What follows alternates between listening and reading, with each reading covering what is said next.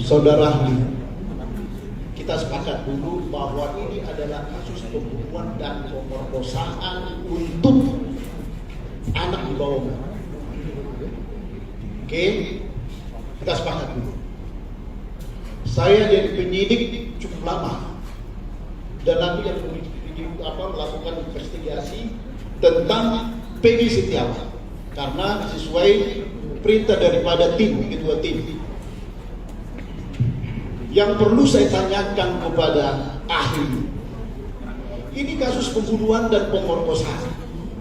Apa sih yang perlu dilakukan penyidik terlebih dahulu terhadap korban ini supaya maju nanti kepada administrasi yang tadi kalian perbincangkan, ini sah, ini tidak. Apa yang perlu dilakukan oleh penyidik itu? Bapak kan ahli pidana. Itu yang pertama saya tanya. Apa yang perlu dilakukan penyidik itu terhadap kasus ini, TKP ini, korban ini? Terlebih dahulu apa?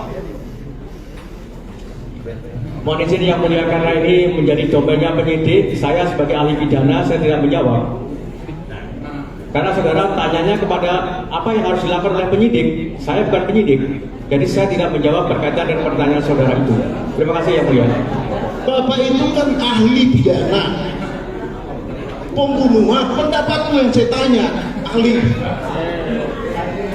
Ahli tadi ya seperti itu kita tidak bisa maksa. Begini Pak ahli, saksi ahli. Tentunya kan penyidik itu mengolah TKP ini menentukan korban itu meninggal atau tidak. Selanjutnya diolah TKP itu, korban itu diotopsi enggak? Terus bukti-bukti yang Bapak bilang tadi yang dijadikan barang alat bukti tadi, 2 alat bukti itu, ya, apakah itu ditemukan di TKP? Apakah itu ditemukan di tempat lain? Dan harus berkaitan dengan kejadian tersebut. Apakah sependapat Pak ahli?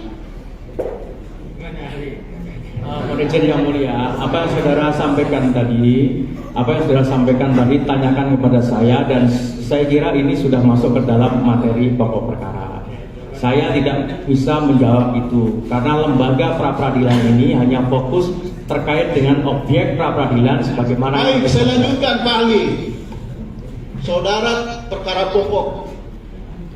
Jika mereka menentukan menaikkan dia sebagai DPO tahun 2016, tapi penetapannya tanggal 21 Mei 2024, apakah itu sah menurut ahli? Mohon izin yang mulia, tadi dalam kaitannya dengan putusan pengadilan tadi dijadikan sebagai petunjuk, dan ketika kemudian penyidik menemukan alat bukti minimal 2, meragukan keahlianmu kalau begini.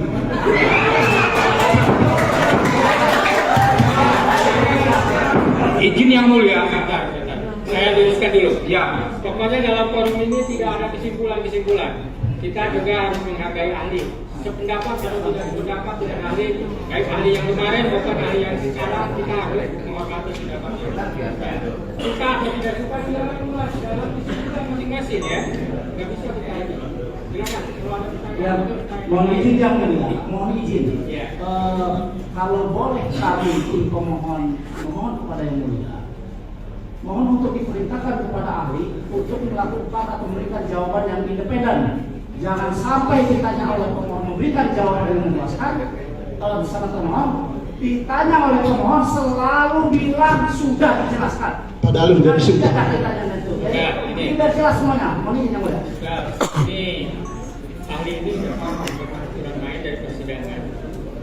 Makanya kalau nanti dalam analisa para pihak, ahli misalnya ahli yang sekarang atau ahli yang kemarin yang nggak tidak berkaitan, ini poinnya ini, melakukan ini atau saling keterangan, itu yang ketika. Baik yang mulia, kami lanjutkan pertanyaan kepada ahli. Sama-sama, menurut saudara saksi ahli yang sekarang oke, menurut ini saksi ahli yang sekarang oke, nah, itu versinya masing-masing.